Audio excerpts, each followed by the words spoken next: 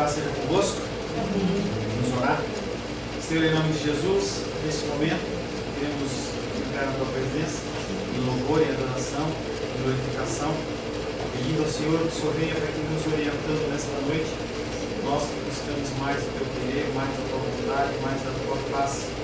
Queremos, Pai querido, entrar na tua presença, clamando ao teu Espírito Santo, que venha nos orientando, em especial me orientando no falar, que tudo seja segundo o teu querer, segundo a tua vontade. Espírito Santo, sem a tua presença, nada mais será do que uma conversa, um bate-papo, e nós estamos aqui para muito mais que isso. Nós queremos conhecer mais do Senhor, Pai. Por isso pedimos ao Senhor que o Senhor nos oriente. Oriente no falar, oriente no entender, no ouvir, e que tudo seja segundo a tua vontade, segundo o teu querer, Pai, em nome de Jesus. Amém.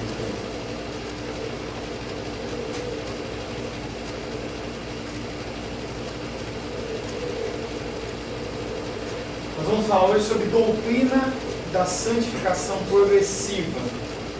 Parece um nome diferente, mas a gente paira sempre a dúvida. O que muda na nossa vida quando nós aceitamos Jesus como Salvador? Será que a gente aceita Jesus gordinho, volta magrinho, cabeludinho, volta cabelo lisinho? Como é que é isso? A gente fofocar ou fofoca mais? Como que é isso? E aí, antes da gente começar, tem uma literatura que é a literatura que é indicada para essa matéria, para esse tópico. E a primeira, alguns conhecem, que é a Bíblia. Não tem livro nenhum, entendeu, que seja mais importante, mais abrangente e mais específico do que a Bíblia. Não tem nada que você possa fazer se você não tiver a palavra de Deus no seu coração, se você não ler a palavra de Deus.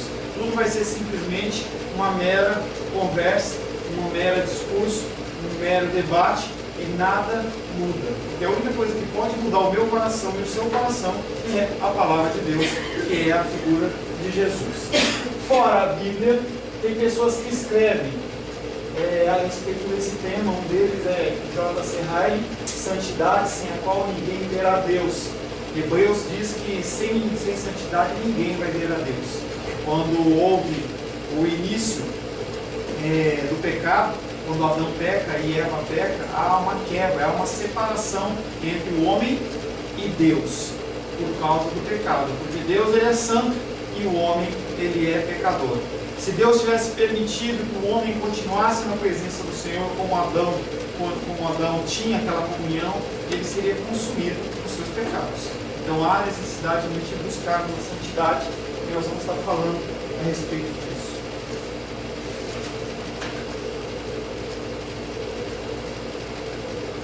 Embora Deus use muitas maneiras para ajudar os seus filhos a crescerem, essa sessão é voltada principalmente ao crescimento através da vitória. Aí eu já falo assim, vitória, eu gosto de vitória. Quem gosta de vitória? Todo mundo, né?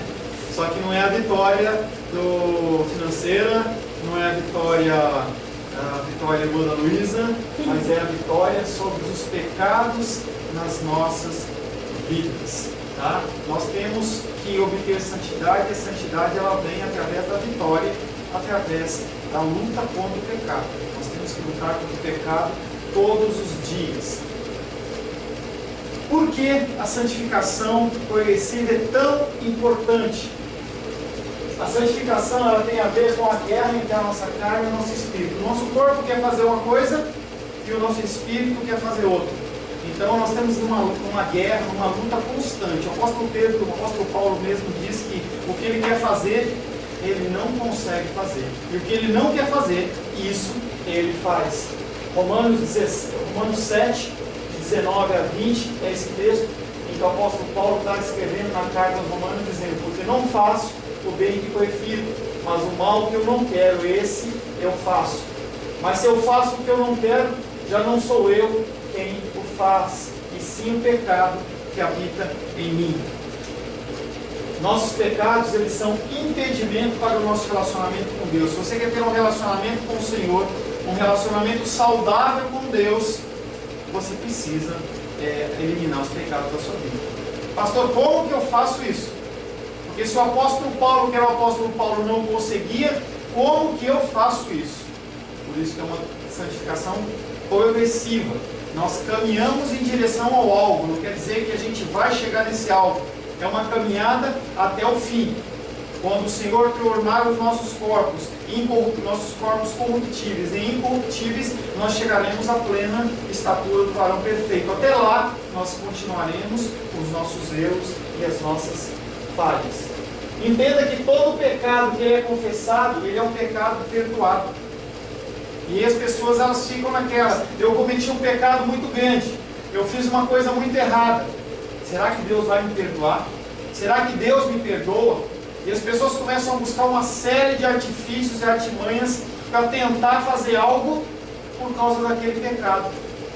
Só que a partir do momento que você confessa o pecado, esse pecado, ele é perdoado. Só que há consequências. Não tem como um pecado que você comete não haver consequências. Pode ter consequências maiores, pode ter consequências menores, mas há consequências. Uma ilustração para você. Você vai lá no Lago Paranoá e você pega uma pedra no chão. Eu decidi jogar essa pedra no rio, jogar lá no lago. Você joga aquela pedra. A partir do momento que você lançou aquela pedra, você se arrepende.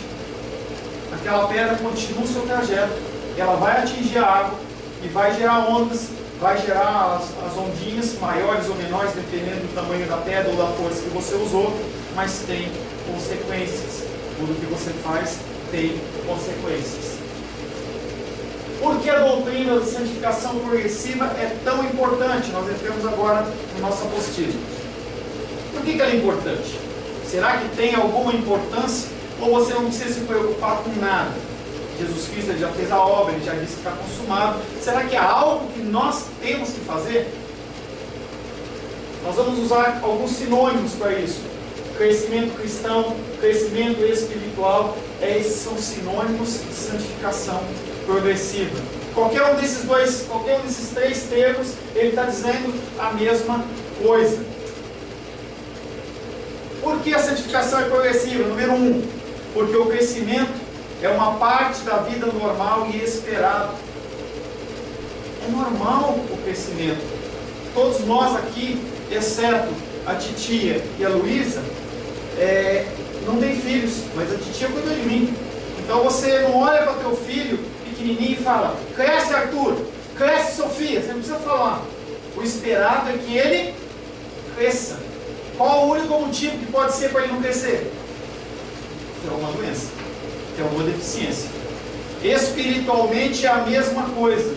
É esperado que nós cresçamos, que você cresça, que você cresça. Você vai ouvir a palavra, você vai mudando, você vai se transformando e você vai crescendo. Estourou a caneta, querido? Não. Pensei que tivesse estourado. Porque o crescimento é uma parte da vida normal e ela é esperado que você cresça. Você não pode ter uma vida parada, uma vida estática. Ter uma vida estática que não tem movimento nenhum. Você aceita Jesus Cristo como Salvador, você passa pela porta que é Cristo, você senta na grama, senta do lado das águas tranquilas e você não faz mais nada, paradão. Do jeito que você estava, você fica, não pode. A água parada, ela dá dengue. Doença espiritual. Nós temos que ter uma vida dinâmica. Júlio, por favor, é complicado isso. Número 2. Porque o conceito da santificação progressiva não é sempre enfatizado como deveria ser. Você entra na igreja, ninguém fala de santificação.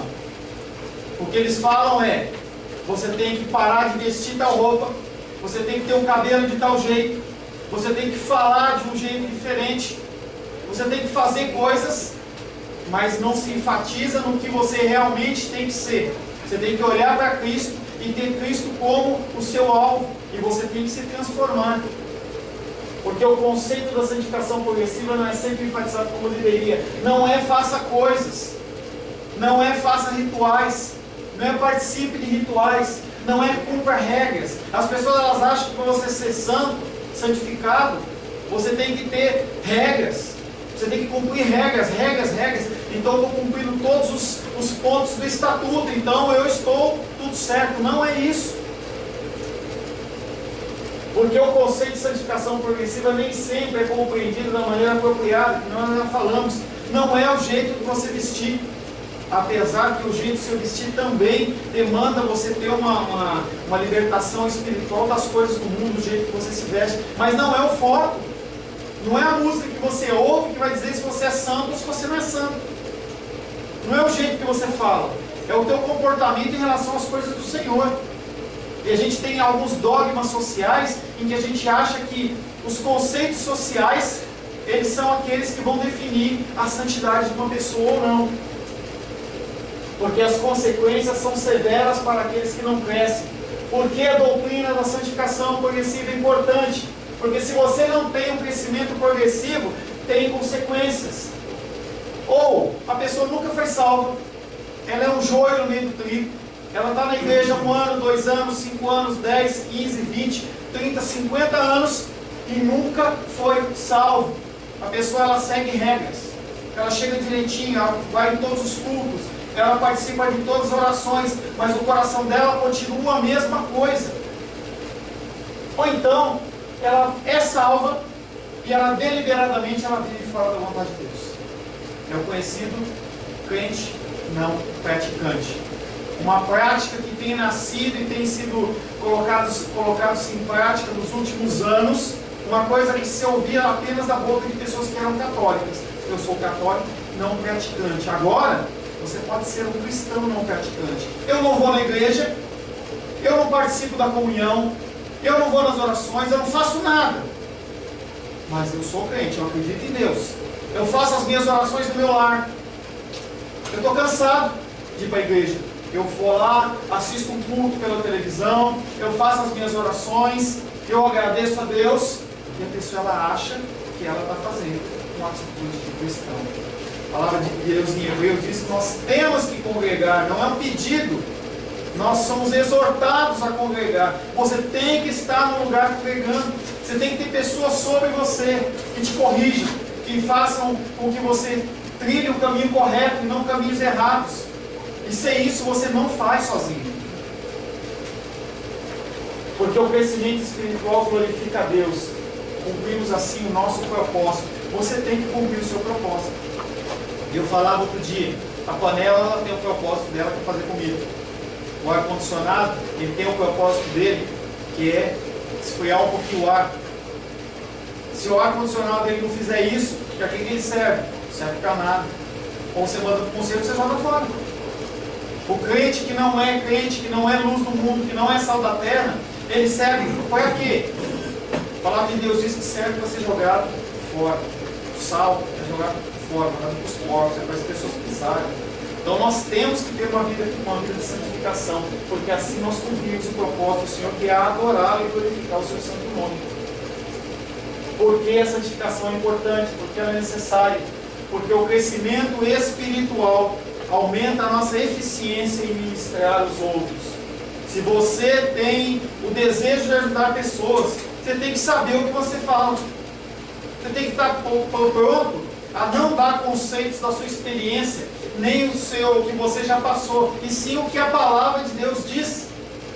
Gálatas capítulo 6, verso 1 diz: irmãos, se alguém for surpreendido em alguma falta, vós que sois espirituais, corrigiu com espírito de brandura e guarda-te para que não sejas também tentado. Como que você vai corrigir alguém espiritualmente se você não vive uma vida espiritual?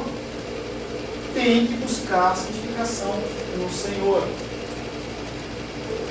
Definições importantes, aí você vai preenchendo aí na tua apostilinha. Definições.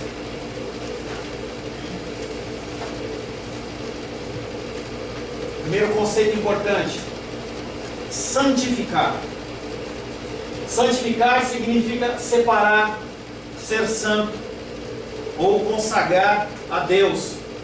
No Antigo Testamento, no tabernáculo e logo depois no templo de Salomão, eles consagravam objetos a Deus. E aquele objeto, ele era usado apenas para aquilo, ele não poderia ser usado por outra pessoa. Um exemplo de uma profanação disso quando o rei babilônico ele vai lá e saqueia o templo, lá com Davi, Belsazar, ele pega aqueles copos que eram de adoração ao Senhor e ele começa a servir vinho para o povo. E aí a mãozinha de Deus aparece na parede lá e fala assim: olha, passou o seu tempo. E logo depois aquele homem é morto e comido por bichos, é consagrado, é separado para o Senhor.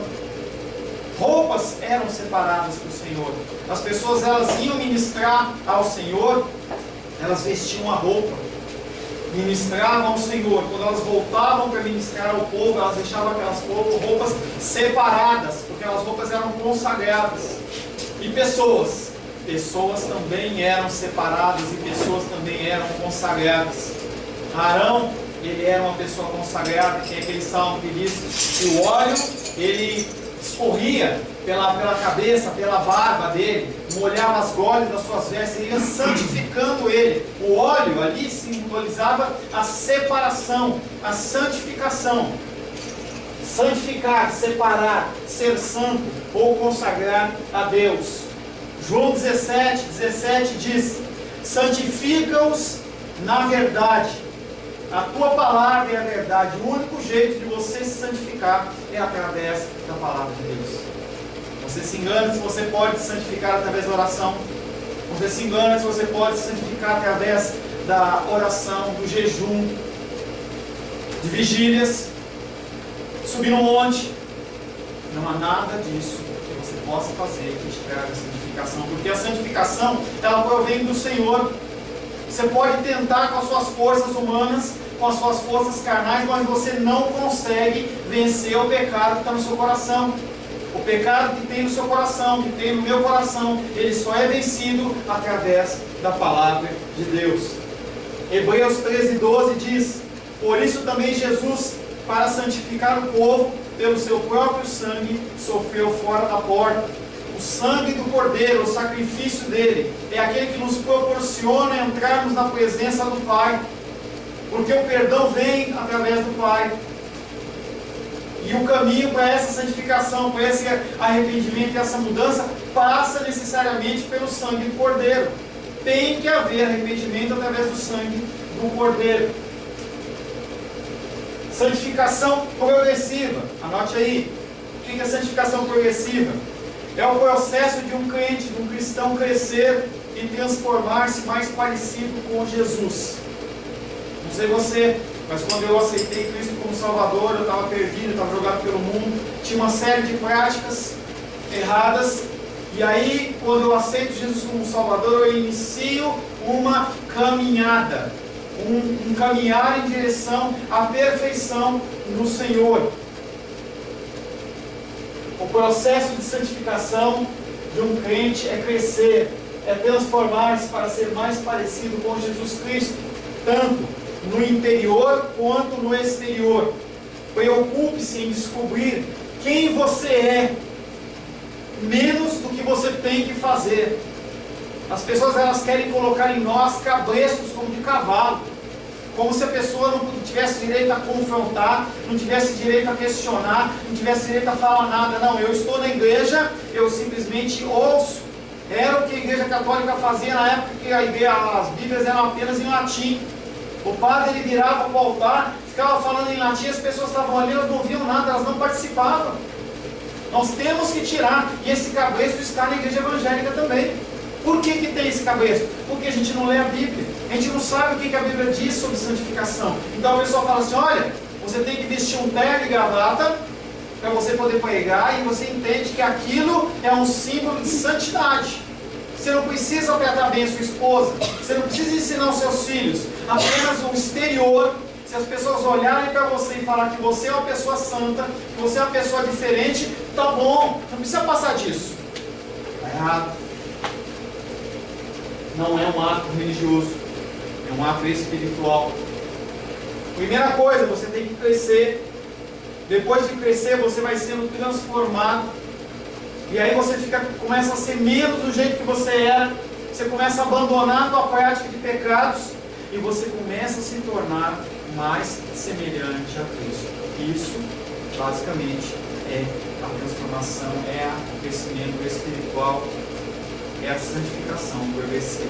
E por que a gente não faz isso? Por que a gente olha para a palavra de Deus, e a gente vê as histórias do povo de Israel, e a gente olha para aquele povo, a gente julga eles e fala assim, não, por que eles fizeram isso? Nós fazemos os mesmos, nós fazemos o mesmo. O que os fariseus faziam? O que os escribas faziam? Eles sabiam a Bíblia decorada. Pastor, eles sabiam a Bíblia decorada? O Antigo Testamento inteiro, eles tinham de cabeça. Por isso que Jesus Cristo, quando ele chegava para eles, vocês não leram, vocês não sabem, porque ele sabia que aqueles homens eram interessados na palavra. Sabe qual a diferença entre nós e os fariseus? Nós e os escribas? Eles sabem a palavra e nós não sabemos a palavra. Essa é uma grande diferença. Nós perdemos para eles longe, porque eles falavam do que pelo menos eles conheciam. A gente não sabe. Se eu falar para você um texto de alguma coisa que você não conhece, e eu falar um absurdo, você vai acreditar, porque você não leu. Se eu falar que a Arca de Noé, ela era prateada, se você não leu, não tem como você dizer, não, não é prateada. Nem tinha essa cor naquela época. Mas as pessoas têm medo. É como se a Bíblia fosse um livro que fosse te desvendar e trazer algum conhecimento que fosse tornar você um ET. Sinto lhe dizer que você, quando sabe a palavra, você se torna um ET. Porque os cristãos evangélicos, eles não sabem a palavra. E aí, seitas, heresias, pessoas com manifestações que não são bíblicas, campanhas e coisas mirabolantes que acontecem, e você não fala nada. Eu não sei. Por que eu vou fazer? O que você leu? Eu li Salmos. Salmos é uma benção? Sim. Mas não é só Salmos a Bíblia. Eu li os Evangelhos. Não é só os Evangelhos a Bíblia. Tem as cartas paulinas. Tem as cartas de Paulo, de Pedro. Tem as cartas de João. Tem Hebreus. Tem Apocalipse. Tem o Antigo Testamento inteiro. E nós continuamos vivendo uma vida cristã medíocre. Romanos 8, de 28 a 30 diz: sabemos que todas as coisas cooperam para o bem daqueles que amam a Deus. A gente ama esse versículo. Tudo é certo. Eu amo a Deus, então tudo que eu fizer está certo. Mas é daqueles que são chamados segundo o teu propósito. Você tem cumprido o seu propósito? Deus chama, você segue. Se você não segue, você é rebelde. O Senhor manda a gente pregar o Evangelho. A gente prega o Evangelho? Não. A gente dá testemunho? Não. Porquanto aos que de antemão conheceu, também os predestinou para serem conformes à imagem de seu Filho, a fim de que seja o primogênito entre muitos irmãos. E os que predestinou, a esses também chamou. E os que a esses chamou, também justificou. E os que justificou, também glorificou. Por que é justificação? Justificação é você dever algo. Se estiver muito frio, vocês falam que eu explico, tá? Você deve algo e alguém fala para você assim: não, você não precisa pagar. Quem vai pagar sou eu. O preço do meu pecado e do seu pecado era algo que nós não poderíamos pagar. E quando nós permitimos, digamos assim, que Cristo entre na nossa vida, nós somos considerados filhos, nós somos feitos filhos. A palavra em Romanos diz isso, nós somos feitos filhos. E Ele que nos escolheu, e aí Ele nos toca. O nosso espírito ele é recriado. E de uma hora para outra os nossos pecados eles estão pagos. Nós somos justificados. Pastor, e por que eu não mudo se os meus pecados eles foram apagados? Na palavra de Deus tem algo que chama-se o já e o ainda não. Você já foi santificado, você já foi glorificado, você já está com o Senhor no reino, dentro do conceito temporal do Senhor, mas ainda não, ainda você vive aqui na terra. Você ainda está perante uma série de coisas, uma série de conceitos, uma série de dificuldades que você vive, doenças, enfermidades, faltas, tentações. E você vive caminhando em direção a esse alvo, em direção a essa glorificação. 2 Pedro 3,18 diz: antes, crescei na graça e no conhecimento do nosso Senhor e Salvador Jesus Cristo. A Ele seja a glória, tanto agora como no dia eterno. Nós temos que crescer na graça. O que nós temos ensinado para os nossos filhos? Eles têm que crescer como? Tem que crescer para passar na UNB. Tem que crescer para ser um profissional e ganhar 10, 15, 20 mil reais. Será que isso é o que a palavra de Deus nos exorta? Será que nós estamos ensinando os nossos filhos no caminho correto? A palavra de Deus, 2 Pedro 3,18 diz: antes crescer na graça. Se está falando para mim e você crescer na graça, nós também temos que ensinar os nossos filhos a crescer na graça e no conhecimento do Senhor. Pastor, isso é muito lindo e maravilhoso, mas quem vai pagar as contas? Eu não estou dizendo que é para você abandonar e você viver de brisa, mas você administrar o seu tempo para que você busque também a graça do Senhor e busque também o conhecimento do Senhor. E só isso, não é só você vir na igreja. Nós estamos falando hoje de santificação progressiva. O que você tem que fazer é buscar essa santificação progressiva. O que o teu pastor pregou na semana passada? Será que você lembra o texto, o versículo? Será que você, tudo que foi falado, alguma coisa mudou na sua vida? Ou você passou uma hora ouvindo alguém falar e não mudou nada na sua vida?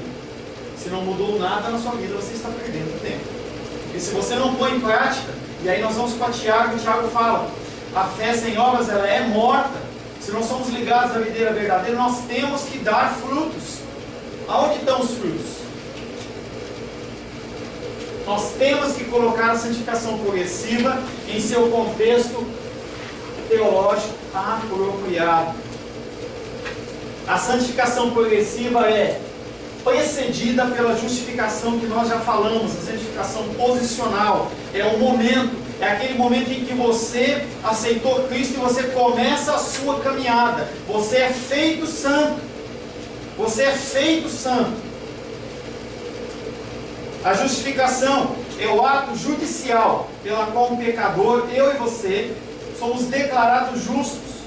E a justiça de Cristo, ela é imputada em nosso favor. O diabo vai lá e fala: Sebastião, você pecou. Deus fala: não, esse já foi pago, ele já pediu perdão, o sangue do cordeiro já cobriu esse pecado, não tem esse pecado na lista dele não. E aí eu pergunto para você: quem aqui não é santo? Quem não é santo? Quem não é santo? A Luísa não é santa, a Naudiceia não é santa e a Luísa não é santa.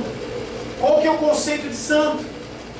Vamos falar da igreja de Corinto? O que era a igreja de Corinto? Alguém aqui queria congregar na igreja de Corinto? A igreja que tinha muitos dons. Deixa eu contar um pouquinho da igreja de Corinto para você. A igreja de Corinto, ela era dividida. Aquela igreja tinha pelo menos 3 grupos. Tinha um grupo que seguia Apolo, tinha um grupo que seguia Paulo, e os mais espirituais, eles seguiam a Jesus Cristo. Era uma igreja dividida, ela não conseguia caminhar. Um grupo queria ir para um lado, outro queria ir para o outro, começava aquela guerra de departamentos.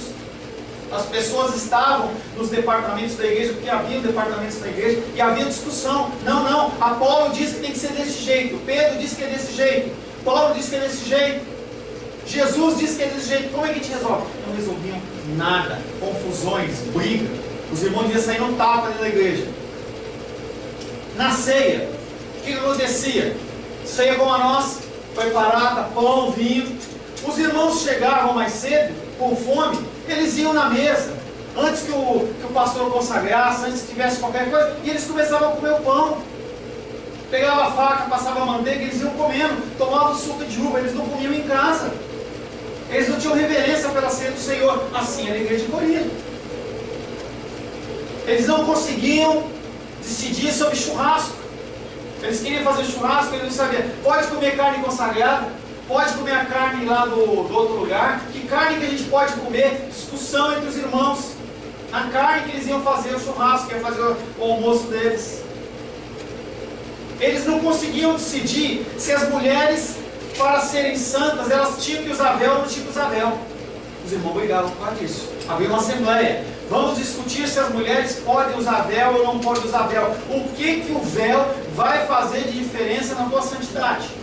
Se você quer usar véu e você vive preceitos cristãos, você vai para o céu igualzinho ou talvez mais do que outra pessoa. Não tem problema nenhum em usar véu. Tinha um contexto cultural ali, mas eles tinham essa dificuldade. Por que se usava véu? Porque naquela época as mulheres, a igreja de Corinto era uma igreja que ela era perto do porto. Então as mulheres, elas se prostituíam no porto. E elas cortavam o cabelo curtinho, bem curtinho. Tipo que eu estou assim. Então para elas irem na igreja, elas colocavam um véu. Para elas não serem discriminadas e nem serem consideradas prostitutas no lugar onde elas estavam. Então o véu, ele tinha essa função, mas eles discutiam. Eles eram tão santos que naquela igreja havia a prática do incesto. Filhos tendo relações sexuais com as suas madrastas. E eles falavam o quê? Não pode? Não. Nós somos tão amorosos que nós aceitamos essa prática. Nós aceitamos esse jeito de ser desse irmão. Esse irmão, ele pode continuar no nosso meio, porque nós somos uma igreja de amor. Nós não chamamos a atenção. Sabe o que o apóstolo Paulo fala dessa igreja de Corinto? 1 Coríntios capítulo 1, verso 1 até o 2a diz: Paulo, chamado pela vontade de Deus para ser apóstolo de Jesus Cristo, e o irmão Sóstenes, a igreja de Deus que está em Corinto, aos santificados. Você é santo, eu sou santo. Entenda que você não é santo pela sua força. Você é santificado em Cristo. Você é justo? Não. Porque a palavra de Deus não tem um justo sequer, mas você é justificado. Você é separado pelo Senhor. O Senhor, Ele escolheu. Por que Ele escolheu? Não tenho a mínima ideia. Porque você, como eu, nós somos merecedores do inferno. Só isso. Nós temos a nossa tendência pecaminosa, nós somos ruins. Nosso conceito de bondade não passa do nosso umbigo. E mesmo assim o Senhor nos escolheu. Nós lemos que Ele nos escolheu. Ele nos escolheu, Ele nos justificou, Ele nos santificou e Ele nos glorifica também. Então você é santo. Sabe por que você tem problema com essa palavra de santo? Por causa do catolicismo. Quando eu falo santo, já monta na tua cabeça aquela estátua, com aqueles panos, com aquele negócio que eles pessoal carregando em procissão. Santo quer dizer separado. Você é uma pessoa separada pelo Senhor. Se não assim não fosse, você não estava aqui, você estava na tua casa, vendo televisão, comendo pipoca, fazendo qualquer coisa. Você está buscando a santificação do Senhor. Entenda que todo salvo em Cristo, ele é santo, não pela sua força. Se você tem Cristo no seu coração, a presença do Espírito dentro do teu coração, ele te torna santo, no sentido de separado. Nós fomos separados das trevas para a luz. Ele nos separou. Ele viu você lá no meio das trevas, e Ele te tira das trevas e coloca na luz. Que luz? A luz dele. A luz de santificação, a luz de vida, a luz que ilumina os teus caminhos. Porque a palavra, ela é a luz, é a lâmpada dos nossos caminhos. Cuidado com o ranço católico, nós falamos sobre o santo. Entenda que você estava morto. Antes de Cristo, você estava morto. E você foi justificado sem participação sua. Você estava morto, você não tinha como responder. O Senhor, Ele te toca. Ele te muda, Ele te transforma porque Ele te escolheu. Se é certo ou se não é certo, não cabe a mim nem a você questionar, porque o Senhor, Ele não erra. Nós somos chamados a prosseguir em direção ao alvo. Que alvo? A busca da santidade. Pastor, mas está tão longe? Está longe. É tão difícil? É difícil. Pastor, eu não consigo. Não consegue mesmo. Se não for Cristo, você não consegue fazer nada, porque tudo foi feito por Ele, para Ele e através dele. A santificação progressiva, ela é dependente da nossa união e da habitação do Espírito Santo. A partir dessa união, nós com Cristo, o Espírito Santo fazendo morada em mim e em você, essa santificação progressiva, ela é possível. Você começa a identificar áreas da sua vida que precisam ser mudadas, precisam ser transformadas. União com Cristo é empregado para descrever uma relação de habitação interna que o crente tem com Cristo. O Espírito Santo vive dentro do seu coração. Amém? Vive ou não vive? Glória a Deus. João 15:5 diz: eu sou a videira e vós os ramos. Ele é a videira, não é o apóstolo, não é o pastor, não é o bispo, não é o papa. Ele, Cristo, é a videira, e nós somos os ramos. Nós somos enxertados nele. A gente estava ligado nas videiras bravas, que é aquela uva azeda, que não presta para nada. Nós fomos tirados e fomos enxertados na videira verdadeira. E ele fala: quem permanece em mim e eu nele, esse dá muito fruto. Se você não dá fruto, é porque você não está nele e ele não está em você. Nós temos que buscar isso no Senhor, lendo, buscando, orando.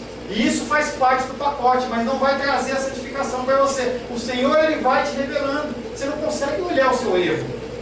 É como se você olhasse, mas você consegue olhar no teu espelho e falar assim: não, meu cabelo está meio torto, eu cortei o cabelo assim, não, está mais torto. Tá. A Rosane falou assim: não, deixa crescer mais. Você consegue ver diferenças exteriores, mas interiores você não consegue identificar as suas falhas. É difícil você falar assim: não, eu sou assim e eu quero mudar. Geralmente você não consegue perceber. Quem percebe são os outros. Irmão, como você é agressivo? Eu sou agressivo? O que é isso? Eu sou um doce de pessoa. As pessoas que sabem se você é um doce. As pessoas que sabem se você é uma pessoa sincera, se você é uma pessoa verdadeira, se você é uma pessoa cativante, se você é uma pessoa cristã, se você é uma pessoa que, quando as pessoas te olham, elas veem Cristo ou apenas veem Paulo, Cláudio, Sebastião. Quem que eles veem quando olham para você? Se vê em você, alguma coisa está errada. O que a gente pode fazer dentro desse conceito? Apenas nos submeter e declarar para o Espírito Santo: nós somos dependentes. Eu dependo de ti. Já dei esse exemplo. Spurgeon poderia pregar na catedral dele lá, ele subindo os degraus da igreja, aquela igreja caracol. Cada degrau que ele subia, ele falava: Espírito Santo, eu dependo de ti. Aquele homem que era considerado o príncipe dos pregadores. Era um homem que a palavra dele acabava de pregar, tinha pessoas anotando, acabava de pregar, as pessoas corriam para imprimir, para colocar nos mercados, levava para o jornal, primeira página, estava lá: sermão do Spurgeon. Era assim com esse homem. Cada degrau que ele subia: Espírito Santo, eu dependo de ti. Espírito Santo, eu dependo de ti. Não é um mantra, não é uma repetição vazia. Ele sabia que se o Espírito Santo não estivesse na vida dele, ele estaria perdido. Nós dependemos do Espírito Santo. E aí aparece Super Nani. Vocês já viram a Super Nani? O trabalho que a Super Nani faz dá certo? Sim ou não? Dá certo. Não é às vezes. Ele dá certo. Dá certo. Ela é crente. A nossa, a brasileira, ela é crente. Acho que ela é da Assembleia. Só que ela pratica uma técnica que chama, em inglês, quer dizer, uma técnica de mudança de comportamento, ou behaviorismo, que é a palavra americana abrasileirada. Behavior é comportamento. Então o que ela faz? Ela manipula comportamentos. E por que isso dá certo? Porque ela manipula comportamentos através de estratégias, mas progressivamente não há controle. Então o que ela faz? Ela vai lá na tua casa, está com uma dificuldade com os filhos não respeitam, aí começa a estabelecer uma série de regras. Coloca um cartazinho ali, coloca um cantinho do pensamento, começa a estabelecer uma série de regras. E aí, se o cachorrinho, porque é o mesmo tratamento que se faz com o cachorro, se o cachorrinho ele não atende direitinho, você não dá o biscoitinho para ele. Você coloca ele na casinha, coloca ele para pensar. É assim com o Bob, né? O cachorrinho, não é assim? Agiu errado, a Naudiceia briga com ele, o irmão Cláudio briga com ele. Mas e se não fizer nada? Ele faz o que ele quer. Mas essa técnica, ela funciona. E o que acontece quando você leva o Arthur, que foi preparado, ou qualquer um dos seus filhos pequenos, para o shopping, que lá não tem o cantinho da discussão, da bagunça, o cantinho do pensamento, não tem os cartazes, o que acontece? Bagunça. Porque você manipulou o comportamento da criança e não ensinou ela a mudar. Alcoólicos Anônimos, mesma coisa. Eles se reúnem e ficam com aquela discutindo, um querendo ajudar o outro. E aí começa, eu estou sem beber, eu estou sem usar drogas há 3 anos, 5 meses, 4 dias, 8 horas, 1 minuto, 2 minutos, 3 minutos. Eles vivem nessa contagem. Mas se passar na frente de um bar e houver alguma depressão, alguma tristeza, alguma coisa que leve ele a bebida ou uso de drogas, ele cai e zera a contagem dele, porque é comportamento. Nós não temos que trabalhar com comportamento, nós temos que trabalhar com o Espírito Santo, que é aquele que faz o que um ser humano não pode fazer. Através do Espírito Santo, ele executa em mim e em você mudanças definitivas. Talvez você não seja totalmente santificado, mas você pode identificar na tua vida coisas que você tinha antes de ser cristão e hoje você não liga mais. Por quê? Porque você acostumou? Porque você consegue lidar com esse problema? Não, porque o Senhor, através do Espírito Santo, Ele trabalhou na sua vida e gerou essa mudança. Através do Espírito Santo, essa mudança, ele é possível. Mas em quem que Ele faz? Será que Ele faz em qualquer um? Será que umas pessoas que não têm Cristo no coração, aquele amigo seu que não é cristão, você acha que ele tem algum acesso a Deus? Você acha que Deus ouve todas as orações? Sendo que o único caminho a Deus é Cristo. A palavra de Deus diz isso, não há nenhum outro caminho. Ninguém vem ao Pai senão através de mim. Se você não tem Cristo no coração, como que você acha que você vai chegar ao Pai? Você vai mandar um pombinho, correio para Ele? As suas orações, se você não tem Cristo no coração, elas não chegam aos céus. E a pessoa vive essa vida miserável. E ela faz as orações dela, as rezas dela, pede para você rezar, pede para você orar, não vai fazer diferença nenhuma, porque ele não tem acesso a Deus. Se ele não se converter, quer dizer, pastor, que eu não posso ajudar a pessoa. Não adianta eu dar uma pregação para ela, adianta, porque é uma possibilidade do Espírito Santo tocar e alcançar essa vida. Mas não é a sua oração, você tem que orar, mas não é a sua oração que vai fazer a mudança, é a palavra de Deus. Não adianta você chamar a pessoa para a tua casa e fazer uma reunião de oração, ela não vai entender nada. Os louvores podem até ser agradáveis, ela pode estar passando uma dificuldade, ela pode se emocionar, mas não vai mudar nada na vida dela. A única coisa que pode mudar a vida dela é a palavra. Leia um versículo, leia um salmo, leia um texto.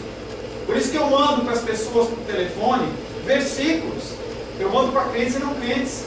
Porque às vezes a pessoa vai ler um versículo daquilo dele e a palavra fala com o coração dela, e não é o pastor Paulo que está fazendo ela se converter, não. Quem faz ela se converter é o Senhor, através da palavra dele. É o único canal, é o único meio, não tem outro jeito. João 14,6 diz: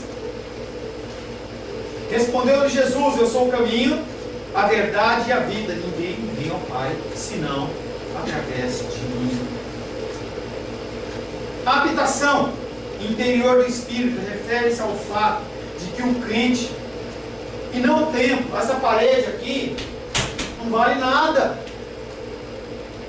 Não vale nada, não tem um valor espiritual. As pessoas têm investido em templos suntuosos, em cadeiras super acolchoadas. A pessoa tem que se sentir bem, como se ela estivesse num cinema. Recosta, tem um lugarzinho para colocar o copo. Pessoas servindo, porque você não é mais um adorador, você é um cliente. Que às vezes você paga com o seu dízimo, a sua oferta, às vezes não. Mas você está ali para ser servido. A palavra de Deus não diz isso. Nós somos o templo, não é o lugar que é o templo. E aí quando você olha pessoas construindo o templo de Salomão, e você olha e vê aquele lugar lotado, pessoas com o coração desejoso de satisfazer as suas necessidades.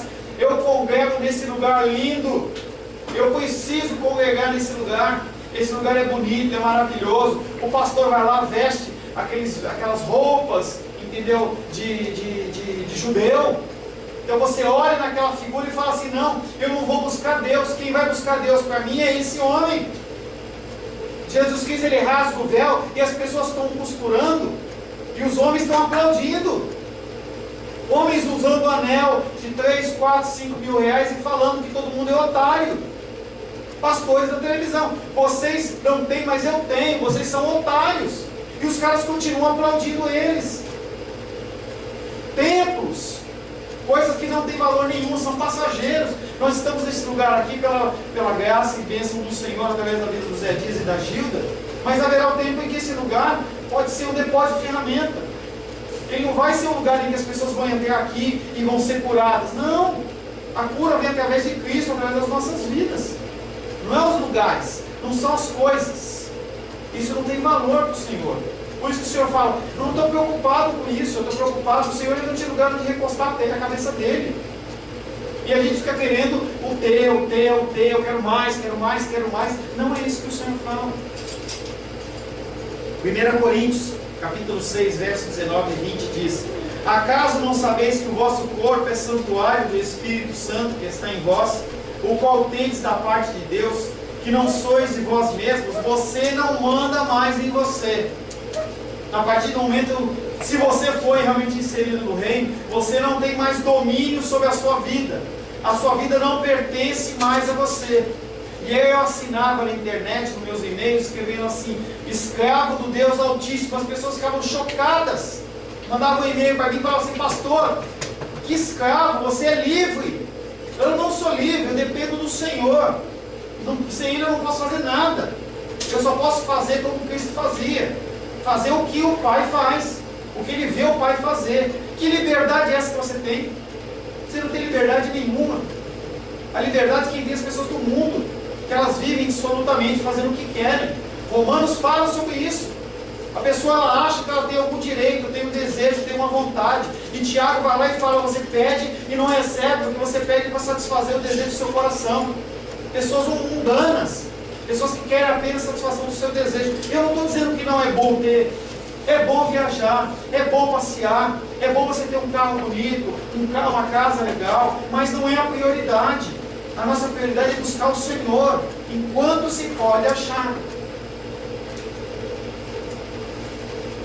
Santificação progressiva, ela é seguida pela glorificação. Depois que você é justificado, você começa a ser glorificado. Quando que isso vai acontecer? É aqui na terra? Não. Você não vai receber corpo glorificado aqui na terra.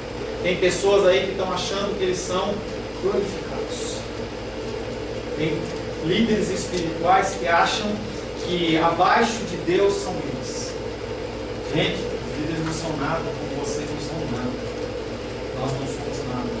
Nós vamos só ser glorificados no fim. É a santificação prospectiva ou santificação definitiva, em que os nossos corpos corruptíveis, os nossos desejos carnais, os nossos anseios, eles vão deixar de existir, porque o Senhor ele vai habitar em nós na sua plenitude. Isso vai acontecer ou quando você morrer e você for glorificado, ou quando o Senhor vier buscar a igreja dele. Não acontece em nenhum outro momento. E você caminha em direção a isso. Seremos semelhantes a Ele, porque o veremos assim como Ele é. 1 João capítulo 3, verso 1 e 2. Romanos 8, 18 diz: pois tenho para mim que as aflições desse tempo presente não se podem comparar com a glória que em nós há de ser revelada. O porvir é muito melhor do que esse mundo. Se você não entender e você não crer nisso, você vai continuar buscando a satisfação sua, dos seus desejos, para você ser feliz. Se você não tiver aquele carro zero, se você não tiver aquela casa maravilhosa, você nunca vai ser feliz, porque você está buscando o terreno e não o espiritual. Pastor, eu vou largar a mão de tudo. Como eu falei isso? Tem que ter balanceamento. O nosso culto, ele não é um culto alienado. Você não é uma ameba que não pensa, você é racional. Você pensa. Você tem que saber balancear as coisas. Por isso que você não tem que ir na igreja segunda, terça, quarta, quinta, sexta, sábado, domingo, segundo, dia após dia. Se você faltar algum dia, o pastor olha para você e fala assim: você estava doente? Você estava passando mal? Por que, pastor? Não, Dos 8 cultos que tem na igreja, você faltou um. E se Jesus Cristo volta, onde você ia estar? Olha a opressão. Faz uma comparação das virgens nécias que não tinham óleo com uma pessoa que falta um culto. A Carol me ligou aqui e falou assim: pastor, eu vou sair essa semana inteira, teve jornada lá na CEBI, esse fim de semana e sábado, eu vou sair para jantar, tudo bem? Tudo bem, querida, vá com Deus. Sinto falta dela conosco, mas vai com Deus. Temos que ter nossa vida social, não tem problema nenhum com isso. Nós chamamos centenas de pessoas para mim hoje. Um monte de gente confirmou. O Sebastião perguntou para mim: você divulgou? As pessoas confirmaram? Confirmaram. Alguns por e-mail, outros pela internet. Confirmaram. Por que não vieram? Deus sabe. É com eles. Se eles estão usando o tempo deles absolutamente, é eles e o Senhor. Não importa. Resumo da história. A santificação progressiva, ela é como um livro. Um livro de 3 capítulos. Tem o primeiro capítulo, tem o capítulo do meio e tem o capítulo final. Esse é a tua história. O primeiro capítulo é quando Cristo entrou na sua vida. No primeiro capítulo você foi salvo. Em algum momento da sua vida, você falou: Cristo, eu quero você na minha vida. Mesmo não disser que nasceu num lar cristão, mesmo que é glendinho, em algum momento a pessoa ela tem que dizer: eu quero, eu aceito. Você passa por todo um processo, entendeu, de mudança e transformação na sua vida. Você tem que fazer isso. É uma declaração exterior do que está dentro do seu coração. Esse é o primeiro capítulo do seu livro. Você estava morto e você renasceu. No primeiro capítulo você é salvo. Você é colocado em união com Cristo. Você se liga ao Senhor através do poder transformador do Evangelho. Não é através da persuasão do pastor. Não é através do momento emocional. Não é porque você estava em dor, porque esse texto quem não vem pelo amor, não vem pela dor, isso não existe na Bíblia, tá bom? Isso é uma coisa que a pessoa tirou da cabeça dela. Muitas vezes é verdade, mas não é bíblico. Então é um provérbio que alguém criou. Você veio, não foi por causa da tua dor, você veio porque o Senhor assim decidiu. Se Ele usou a dor por isso, ou se Ele foi mais condescendente, te colocou com um papai e uma mãe cristãs, é Deus que decidiu. Eu não vim num lar cristão. O Senhor, Ele me escolheu. E Ele vem trabalhando esse barro aí, de vez em quando Ele quebra, volta, quebra, esquenta, não está bom, e vai tendo essa quebra. E aí, cuidado com as músicas que você canta. Quero ser um vaso, pode quebrar, Senhor. Porque quando você canta isso, canta tão espiritual, e quando Deus quebra, você reclama. Reclama ou não reclama? Quando falta dinheiro. Espera um pouquinho, Ele é provedor, você diz que Ele é santo. Ele é o provedor da tua vida. Você crê que Deus, Ele não vai deixar faltar o pão na tua casa. Aí falta dinheiro, você apavora. Cadê o vaso? Aí o vaso tem que ser o quê? Quebrado. Vai lá pro oleiro olha e fala assim: de novo, Paulo lá, de novo isso. Tá bom, vem cá, vamos fazer de novo. Você vai, é moldado, começa a levantar suas mãozinhas aos céus e você erra de novo. Você pega de novo e você cai de novo. Essa é a nossa vida. No primeiro capítulo você é salvo através do poder transformador do Evangelho. Você é transferido para o reino de Deus e é lhe dado uma missão diferente, uma missão que eu não tenho, uma missão que o teu filho não tem, que teus pais não tinham, uma missão total e completamente nova, uma missão especial que ela te é dada. O capítulo final pastor, e o capítulo do meio? Não, primeiro capítulo final. O capítulo final é onde Deus acerta todas as coisas e todas as promessas. Saiba que Deus, Ele sabe cumprir as suas promessas. E Ele vai cumprir tudo o que Ele falou. Nada do que Cristo, nada do que Deus, nada do que está falado na palavra vai deixar de se cumprir. Nem um tio, nem um jota, nem um acento, nem coisa nenhuma. Tudo vai se cumprir. O Senhor, Ele sabe muito bem a função dEle. No capítulo final é onde Deus acerta todas as coisas e todas as suas promessas. Toda lágrima se vai. até mesmo a natureza, minha e sua, ela é modificada de modo que a glória de Cristo é tudo o que é necessário. Você acha que você não vai se conhecer, não vai conhecer as pessoas salvas lá nos céus? Você acha que você vai ser um zumbizão? Glória a Deus, você não conhece mais ninguém. Você vai ser transformado. Você vai continuar sendo a pessoa que você é, transformado. O corruptível sai do incorruptível. A tristeza sai, porque se você passar a eternidade lembrando, oh, meu irmão não está aqui, está lá no inferno. Imagina, o sofrimento ser pior que o inferno. Então, nós vamos entender com clareza a justiça de Deus, a santidade de Deus, o juízo de Deus, todas as coisas de Deus nós vamos entender perfeitamente. E aquilo vai ser tranquilo e natural. Toda lágrima vai ser afastada, não vai ter pranto, não vai ter ranger de dentes. E o capítulo do meio? O capítulo do meio é exatamente a santificação progressiva. O capítulo do meio é o cumprimento da missão dada a nós nesta terra. Pastor, eu não sei, não tenho a mínima ideia do que Deus quer para mim. Vá buscar, porque você tem que cumprir o seu propósito. É o cumprimento da missão dada a nós nesta terra.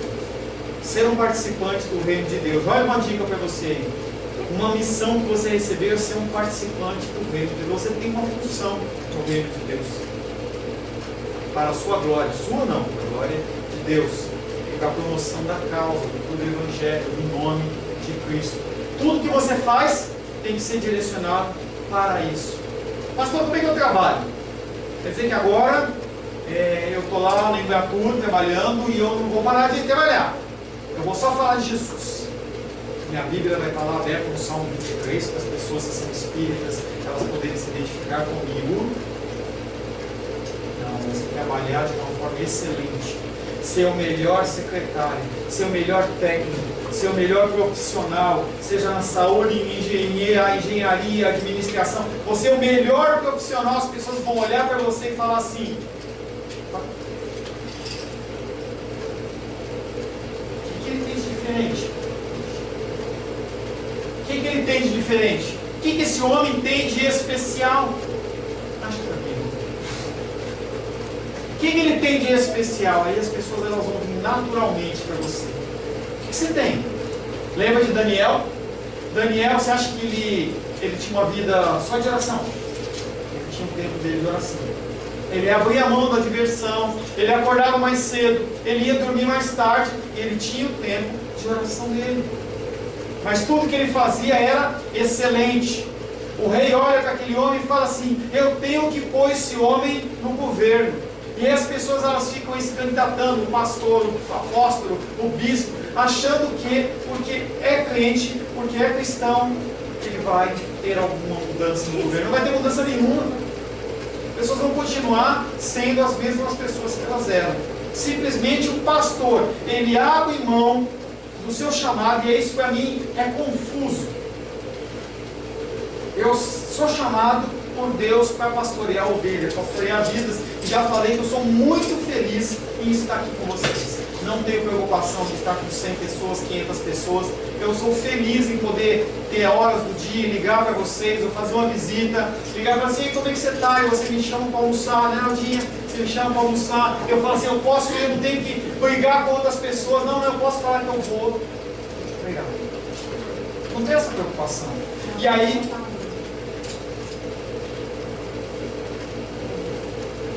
aí, as pessoas, elas têm esse chamado de Deus, e elas abrem mão disso.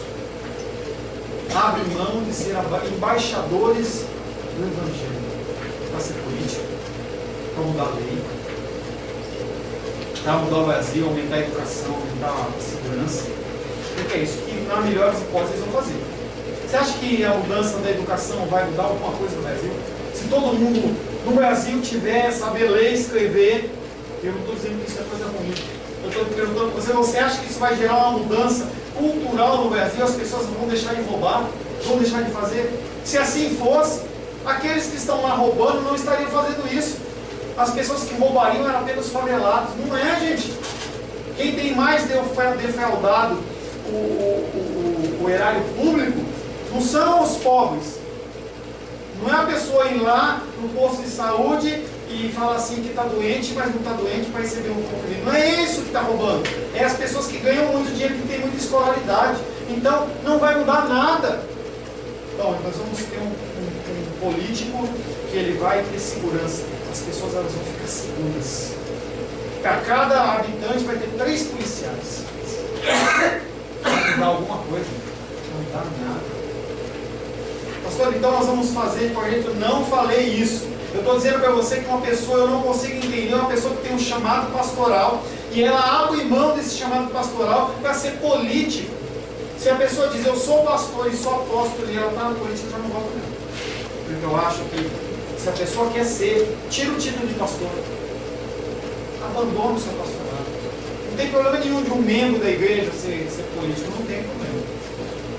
Eu espero que todos os âmbitos da nossa organização pública sejam colocados pessoas realmente cristãs, que estão preocupadas com o próximo, estão preocupados com as pessoas, com a vida do ser humano.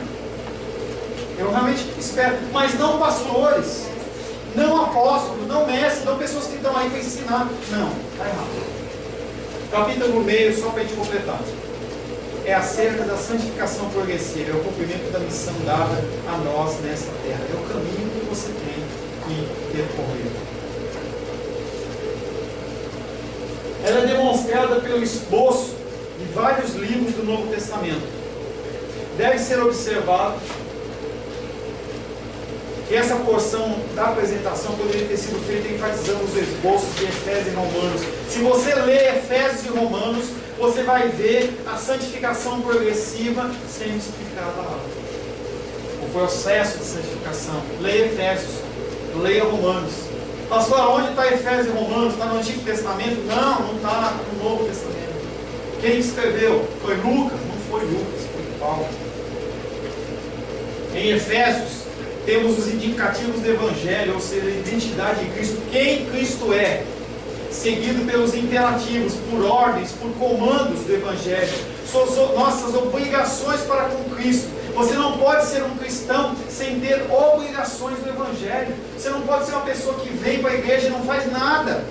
Você tem que cumprir um papel dentro da igreja. Dessa forma, a organização de todo o livro confirma essa história. A organização do capítulo 1, do capítulo do meio e do capítulo final. A mesma coisa pode ser dita acerca de Romanos, cuja abordagem é um pouco mais robusta, um pouco mais forte, do pecado até a solução, até as implicações práticas nas nossas vidas. Leia Romanos e leia Efésios. Passos chaves necessários para crescimento e mudança.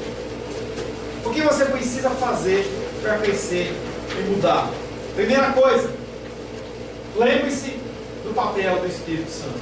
O Espírito Santo tem um papel que não pode ser feito, não pode ser cumprido por você. Eu estava com uma discussão, uma consulta, uma pessoa mandou um e-mail para mim essa semana e ela começou a perguntar assim: cadê os milagres na sua igreja? Eu não vejo milagres na sua igreja. Você só coloca palavra, palavra, palavra. A minha igreja tem muitos milagres. Eu não preciso dizer para você qual igreja que é. A minha igreja tem muitos milagres. E aí ela citou um texto que não tinha nada a ver com milagre. Eu falei, não, esse texto não está falando de milagre. Está falando que o Cristo, Ele traz os milagres para aqueles que não são cristãos, para aqueles que não conhecem o Senhor.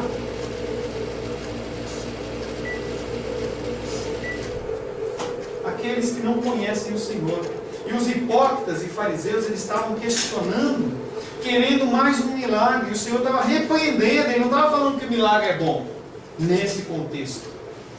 E aí Ele mandou para mim, então, nós não podemos seguir a Bíblia, porque a Bíblia só fala de milagres. Eu falei, concordo com você. Se nós pegarmos o hinduísmo, se você pegar o confucionismo, a religião muçulmana, a religião budista e qualquer outra, e você tirar os milagres e maravilhas, elas vão continuar sendo as mesmas religiões. Agora, se você tirar os milagres e maravilhas, se você tirar o sobrenatural do cristianismo. Sabe o que sobra? Nada. Criação do mundo, sobrenatural de Deus.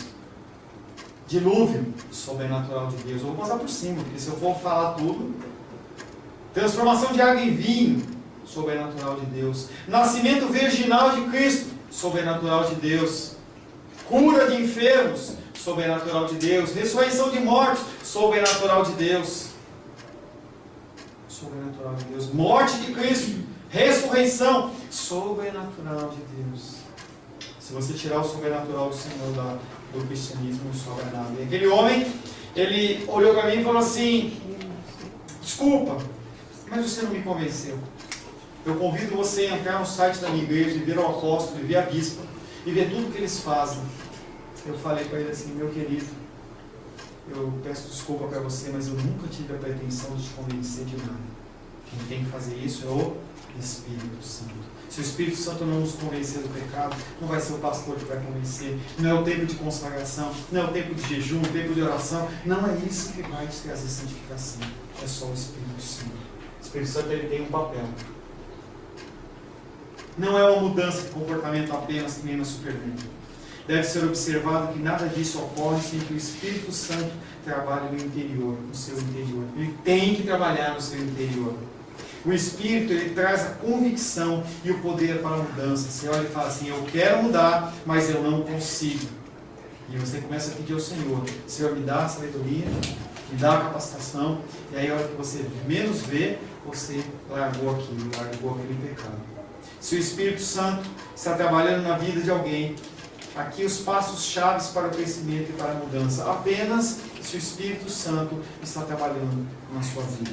Primeira coisa, compreenda que a mudança, ela tem que necessariamente começar no seu coração.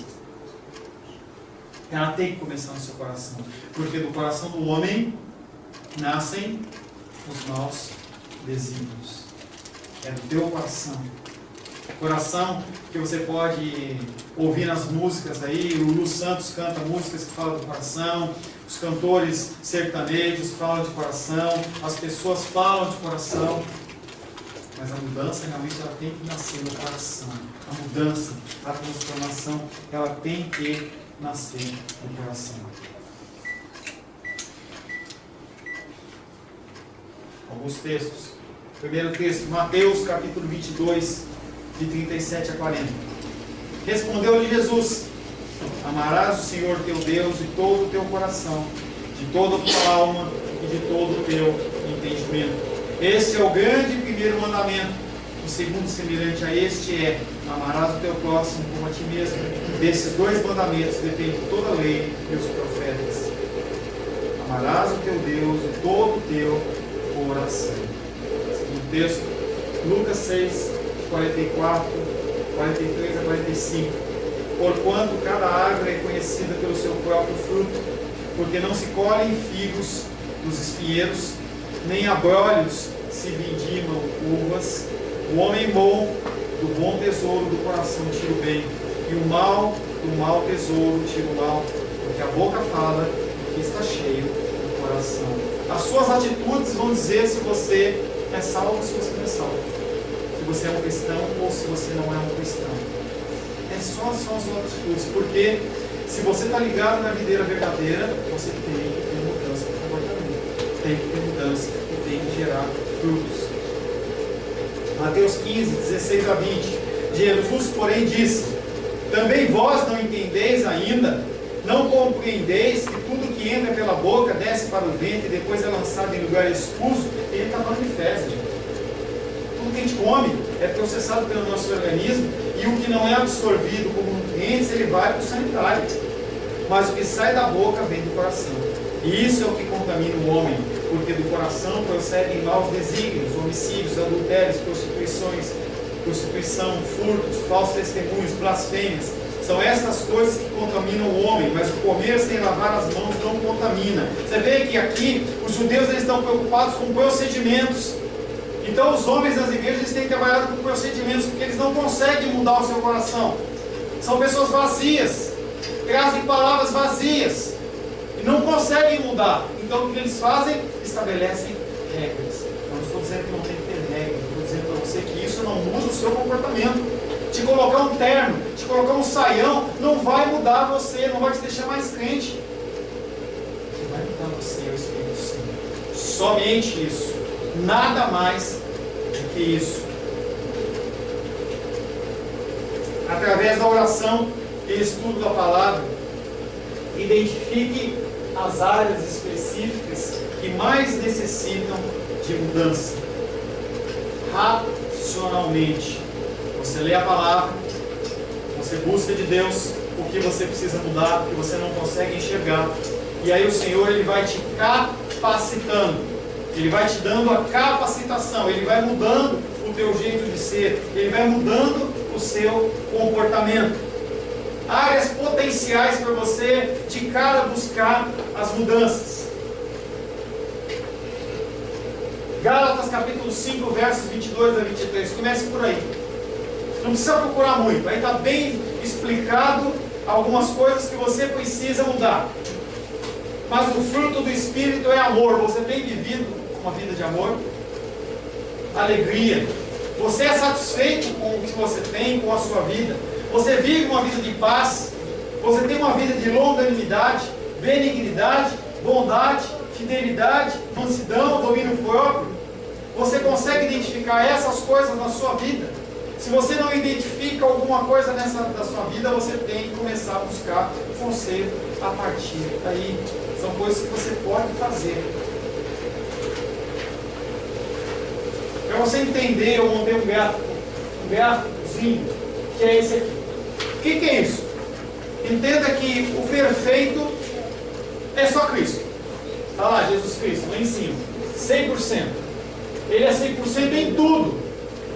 Não tem nenhuma falha, nenhum erro, nada. Ele em tudo foi tentado e não pecou em nada. Mas você, às vezes você pode ter um pouquinho de domínio próprio que você tem que definir. É por isso que você precisa identificar as suas falhas, os seus defeitos. Você tem problema de domínio próprio? Trabalha nele. Vai buscar textos que te direcionam a isso. Domínio próprio, bondade, paz, alegria, paciência, mansidão, amor. No que você está falho? No que você está mais deficiente? Não se preocupa com o que você está melhor. Procura com o que você está menor. Pastor, eu tenho um problema de ira no meu coração. Eu não consigo amar o meu irmão. Vai ler a Bíblia, vai entender, vai buscar do Senhor. Vai pedir que o Senhor te oriente. Por que caminho que você tem que buscar para que você mude o seu coração. Passos. Primeiro, comunicação. Tudo que você fala tem peso, querido.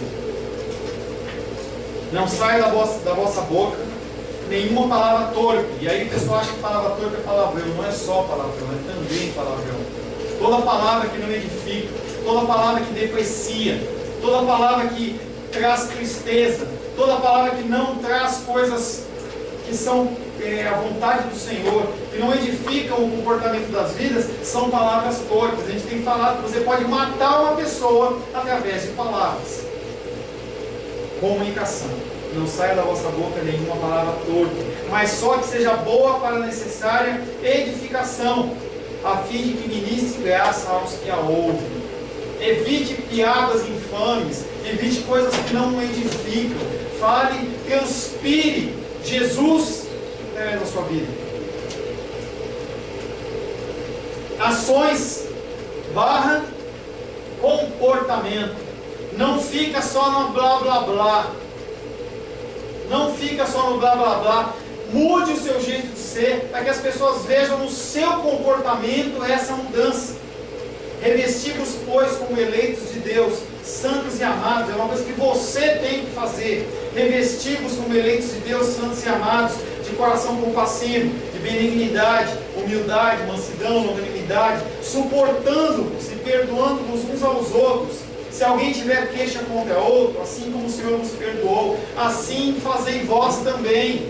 Se a pessoa te magoou, perdoa. Cristo te perdoou. Você acha que o teu pecado foi maior, foi menor ou maior? Não tem isso.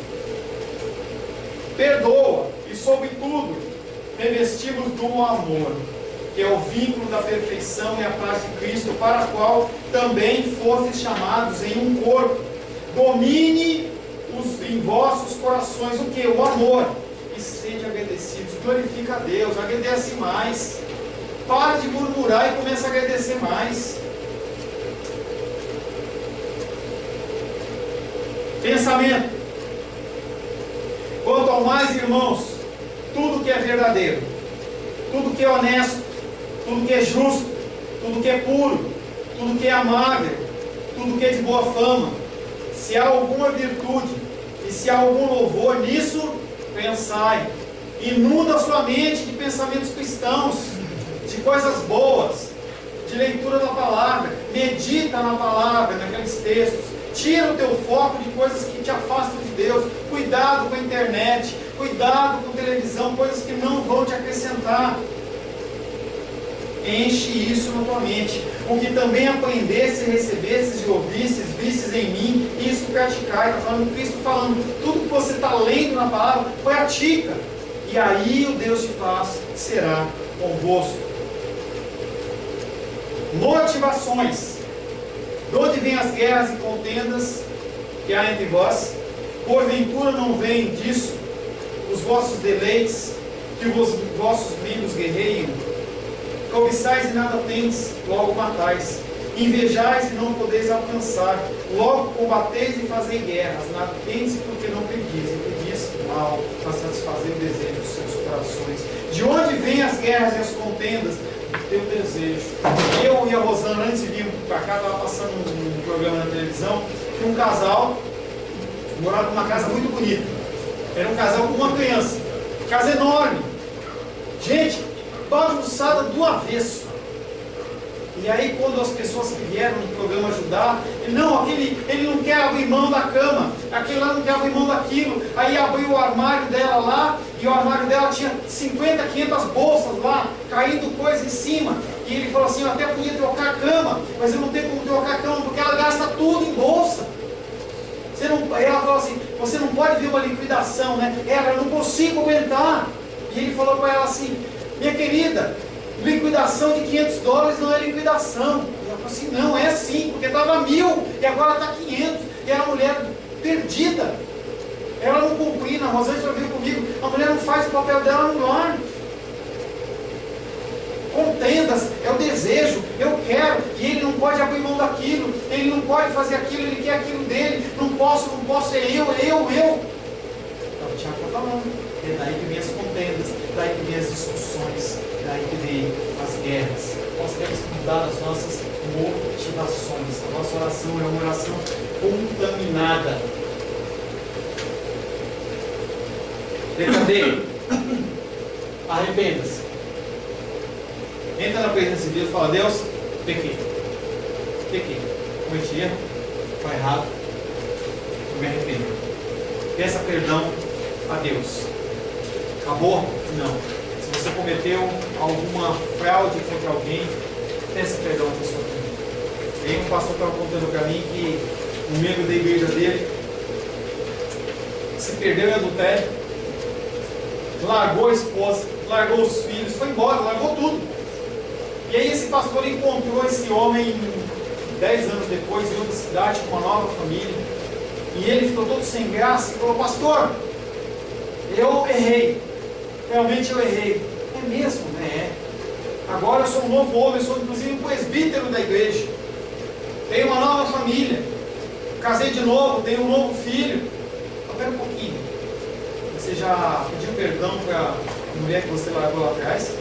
O teu filho que você largou lá atrás, para as pessoas que você largou? Não, pastor, o meu apóstolo disse que eu só preciso resolver isso com Deus. Mentira! Você precisa resolver o teu problema na terra também. Se você defraudou alguém, você precisa pedir perdão para essa pessoa. E se possível, ressarcir ela. Foi isso que Zaqueu fez, lembra? Zaqueuzinho lá em cima da árvore, Cristo olha para ele e fala: Zaqueu, é bom que hoje eu pouse, que eu durma na tua casa. Hoje a salvação entrou na tua casa. Senhor, se eu defraudei alguém, eu vou devolver esse negócio com uma porção acrescentada. Você tem que resolver também os seus problemas na terra.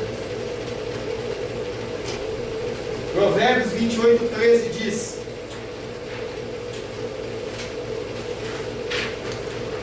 o que encobre as suas transgressões jamais prosperará, mas o que as confessa e deixa alcançará misericórdia. A pessoa não vai prosperar enquanto ela continuar nessa transgressão. Pastor, você está falando de quem? Porque eu vejo um monte de ladrão prosperando. Eu estou falando de cristãos. Se o cristão, ele é tocado pelo Espírito Santo e ele se arrepende, porque é o único jeito das pessoas se arrepender é se ela for.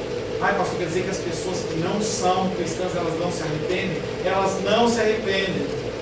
Elas têm uma mudança de comportamento, porque naquele momento está sendo bom para elas. Tem alguma vantagem. Ou então ela está querendo ficar bem com as pessoas que a servem. Só por isso. Quem se arrepende são aqueles que são tocados pelo Espírito Santo, não mais que eles. E o que encobre as suas transgressões jamais prosperará. Mateus capítulo 5, verso 23 e 24. Se, pois, ao trazeres ao altar a tua oferta e ali te lembrares de que teu irmão tem alguma coisa contra ti, deixa perante o altar a tua oferta. Vai primeiro reconciliar-te com teu irmão e então, voltando, faz a tua oferta. Você acha que algum pastor vai falar isso? Os caras estão morrendo de vontade de você dar o seu dízimo. A corrida é atrás do dízimo. Oferta, oferta, oferta. Campanha para levantar dinheiro, campanha para construir templo. Você acha que o pastor vai falar isso? Todo mundo tem uma pessoa para se reconciliar. Mas a palavra do lado do Senhor diz: se você tem algo de errado na sua vida, se tem algo para você consertar, primeiro você conserta. Deixa a tua oferta no altar, deixa o teu dízimo no altar e vai se corrigir. Depois você entrega e ela vai ser aceita pelo Senhor. Escolha mortificar o seu pecado. Põe o seu pecado para morrer. A palavra de Deus diz que quando você tem Cristo no coração, as coisas velhas se passaram, tudo se fez novo. Você tem que começar a matar isso. Você não tem amor, você tem ódio, mata isso, morre com a sua vontade. Nós somos chamados para morrer. Você não é chamado para a felicidade, você não é chamado para a tua plenitude, você é chamado para você morrer, tomar a sua cruz e seguir a Cristo, se você assim quer. Senão você continua na sua vida. Um texto longo agora, Romanos 6, de 12 a 19.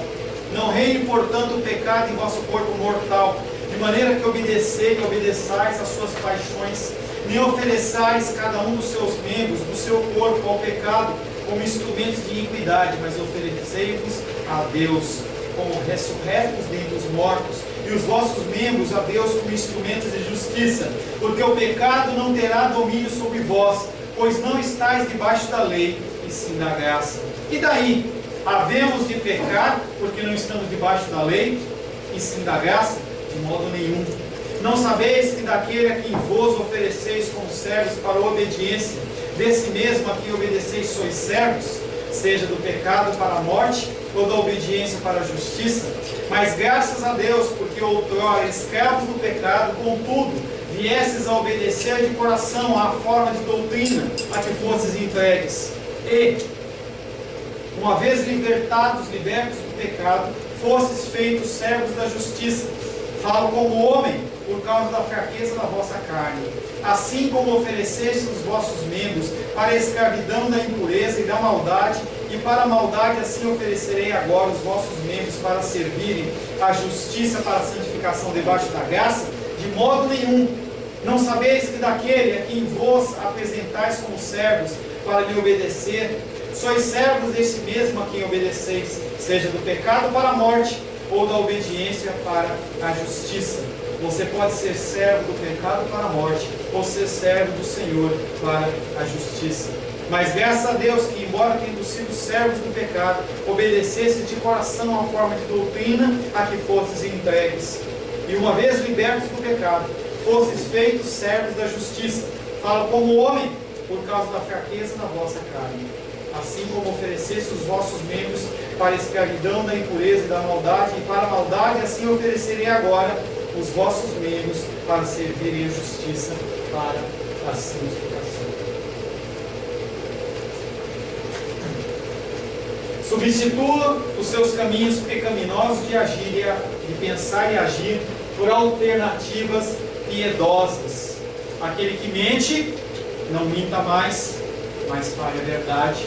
Aquele que roubava, não roube mais, mas trabalhe para ajudar a quem necessita. Isso é ser cristão. Você tem uma mudança de comportamento e você substitui aquilo por uma prática piedosa. Não é você deixar vazio. Não é você, não minto mais. Você tem que falar a verdade. E de preferência falar a verdade que está na palavra de Deus. Romanos 12, 1 e 2. Rogo-vos, pois, irmãos, pelas misericórdias de Deus, que apresentei o vosso corpo, santo e agradável a Deus, que é o culto, vosso culto racional. Você tem que pensar antes de fazer. Não é porque o pastor mandou, não é porque o líder de louvor falou para você bater palma, levantar a mão, não é por causa disso que você tem que fazer, porque você pensa. E não vos conformeis, não tome a molde, não siga a forma desse século, mas transformai-vos pela renovação da vossa mente, para que experimenteis qual seja a boa, agradável e perfeita vontade de Deus. E se você não muda, e se você não tem um culto racional, você não vai experimentar a boa, agradável e perfeita vontade de Deus.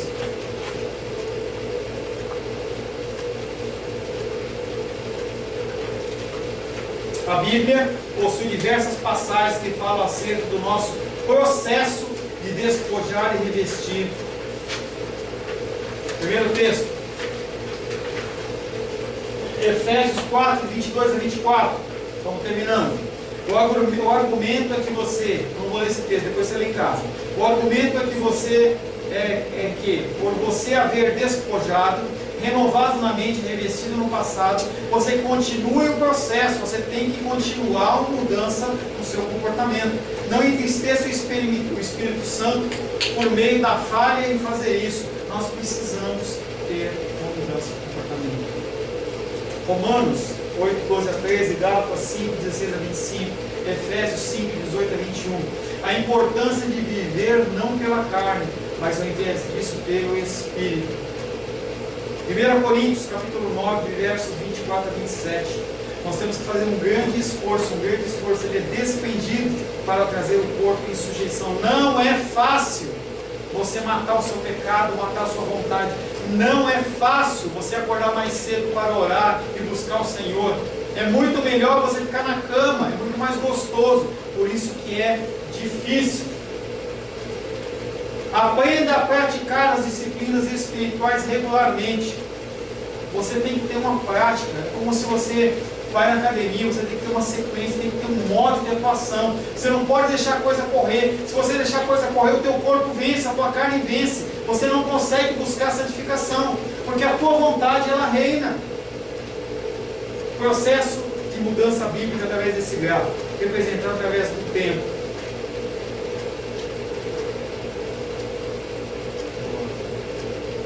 Antes disso, procure continuar a glorificar a Deus e desfrute da bênção de segui-lo. Seguir ao Senhor é uma bênção para a minha vida, é uma bênção para a sua vida. Você tem que entender que isso faz diferença. Salmos 34, 8 fala: provai e vede que o Senhor é bom, bem-aventurado o homem que nele se refugia, ele é um socorro presente na aflição. Provérbios 18, 10 diz: torre forte é o nome do Senhor, para ela corre o justo e lá ele está seguro. Agora aquele gráfico. Primeiro você tem fome. Essa fome ela é gerada pelo Senhor. Não é você que vai ter essa fome gerada. Essa fome não é a partir da tua vontade, do teu desejo. Aí você aprende a verdade através da ministração da palavra. Você aplica a verdade. Você se alegra que isso é possível na sua vida. Você começa a ver que o teu pecado ele está começando a ficar longe de você. Só que aí você peca de novo. Aí a sua mente, com 30, começa a buscar novamente a verdade. Deveria ser assim. Sua mente deve falar assim: não, eu pequei, eu tenho que ir ao Senhor. Você começa a entrar na presença do Senhor e buscar a verdade. Por que eu errei? Aí há uma renovação da sua mente. O que você estava cometendo de errado, você coloca a Escritura, a palavra de Deus no lugar. Você substitui por uma coisa piedosa. Você descobre aqui. E aí você começa confessando os seus pecados, primeiro a Deus e depois às pessoas. Você mostra para as pessoas, você mostra para Deus que você realmente quer mudança de comportamento, você confessa a Deus. E aí você amputa, você corta aquilo da tua vida. Se você tem problema de bebida na tua vida, não deixa bebida na sua casa. Se você tem problema de videogame, de jogos, tira isso da sua vida. Se você tem problema de pornografia, se afasta de coisas que vão te levar a isso. É uma mutação radical, não dá para você brincar com o pecado. Eu vou conviver, eu vou andar do lado disso. Tem um testemunho de uma pessoa que tinha se convertido e ela tinha problema com prostituição e tinha problema com pornografia. E ela decidiu evangelizar as prostitutas. Não deu pouquinho tempo, caiu, não consegue viver.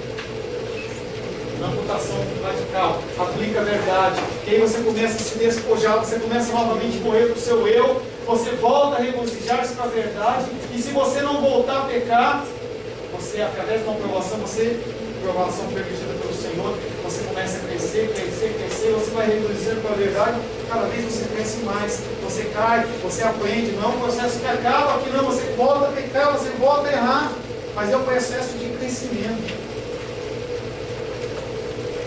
Algumas observações acerca desse diagrama. A santificação ela é progressiva, não significa que passos eles não são dados, eles são dados. Não há nada instantâneo. Deus ele não vem com um cântaro sobre a sua vida e derrama sobre a tua vida uma porção de bondade, de longanimidade, de benignidade. Não acontece isso. São passos que você tem que dar. O propósito desse diagrama é mostrar que faltas e falhas eles podem acontecer. Você pode ser cristão e você pode cometer pecado. Pelo contrário, você comete pecado. A palavra de Deus diz: se você diz que você não comete pecado, você diz que Cristo ele é mentiroso. Cristo não está falando ali com pessoas que não conhecem, está falando com aquelas pessoas que conhecem, que são cristãs. Você vai pecar sim. É mostrar que faltas e falhas podem acontecer, mas retornando continuamente a Jesus, autor e consumador da fé, conforme Hebreus 12:3, nós podemos nos encorajar a tomar medidas os próximos passos. E é óbvio que o perdão pelas mesmas coisas será necessário, à medida que você vai rastreando esse conceito através do tempo. Não tenha vergonha de pedir perdão a Deus pelo pecado que você cometeu pela centésima vez. Só há uma saída: você ir na presença do Senhor. Amém, queridos? Perguntas? Alguma coisa? Falei direto hoje. Agora o entendimento é um processo, né? Não é um entendimento, ele é um processo. Ninguém é santificado assim. Não existe isso. Tem coisas que naturalmente saem da sua vida. Você amputa radicalmente. Pessoas que às vezes estão fumando e elas simplesmente deixam de fumar. Tem pessoas que mexem de bebida e pessoas simplesmente deixam de beber. Estou falando de pecados sociais. Mas tem outros pecados, como fofoca, tem qualquer outro tipo de coisa. A pessoa abandona. Mas o natural é o trabalho da santificação progressiva. Dia após dia, você vai sendo santificado através da palavra. Mais alguma coisa? Amém? Vamos lá? Senhor, em nome de Jesus, queremos louvar, adorar e bendizer o teu santo nome. Te louvamos pelo tempo que estivemos aqui. Gera em nós, Pai, a transformação de vidas. Gera em nós, Pai, a mudança necessária. Gera em nós, Pai querido, a mudança de comportamento. Porque sem Ti nada podemos fazer, Pai. Queremos nesta noite reafirmar o nosso desejo, a nossa vontade em Te servir, Pai. Em fazer o Teu querer, Pai. Em fazer a Tua vontade. Leva-nos, Pai querido, além. Leva-nos, Pai querido, além das nossas forças, além das nossas vontades. Que nós possamos mais e mais nos conformar à Tua verdade, à Tua palavra. Gera em nós, Pai querido, a confusão de nós não acharmos que nós estamos totalmente prontos, Pai. Tira isso em nós, Pai. Muda isso no nosso coração. Gera em nós, Pai querido, a transformação, o desejo Que nós possamos mais e mais nos conformarmos com Teu Filho amado, em quem o Senhor tem prazer. E através do Espírito Santo, Pai, nós possamos ter essa transformação real nas nossas vidas, Pai. Que os meus irmãos e as minhas irmãs, Pai querido, possam receber tudo que foi falado aqui, Pai, como algo do Senhor, e o que não provier do Senhor, que o Senhor possa, Pai querido, apagar das suas mentes, e que apenas prevaleça o que o Senhor assim desejar, Pai. Te louvamos nesta noite, te louvamos por esse tempo que estivemos aqui nesse lugar. Pedimos agora que o Senhor nos leve em paz para os nossos lares, que possamos encontrar as nossas casas, Pai querido, abençoadas, guardadas e protegidas, os nossos familiares, e nós possamos ser, Pai querido, mais e mais edificados na Tua vontade. Que o amor de Deus Pai, a graça salvadora de Jesus Cristo e a consolação do Espírito Santo seja sobre a nossa vida hoje e sempre. Amém. Amém.